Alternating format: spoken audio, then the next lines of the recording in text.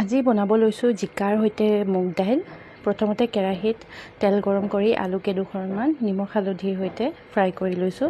আলুখিনি ফ্ৰাই কৰা হোৱাৰ পিছতে একেখিনি তেলতে শুকান জলকীয়া দুটা পাঁচফোৰণ অকণমান দি ফুটাই লৈ এতিয়া মুগ দাইলখিনি দি ভাজি লৈছোঁ। মুগ দাইলখিনি 20 মিনিটমান সময় পানীত তিয়াই লৈছিলোঁ। মুগ দাইলখিনি মাজে মাজে ভাজি লৈছোঁ। এতিয়া জোখমতে নিমখ আৰু হালধি দি আকৌ এবাৰ ভাজি লৈছোঁ। লগতে দিছোঁ জিৰা গুড়ি, ধনিয়াৰ গুড়ি আৰু ৰঙা জলকীয়াৰ গুড়ি। আৰু এতিয়া আকৌ এবাৰ ভাজি লৈছোঁ ভালদৰে। অলপ সময় ভাজি হোৱাৰ পিছতে কাটি লোৱা জিকাখিনি দি দিছোঁ। লগতে আদা অকণমান ৰুকি দি দিছোঁ।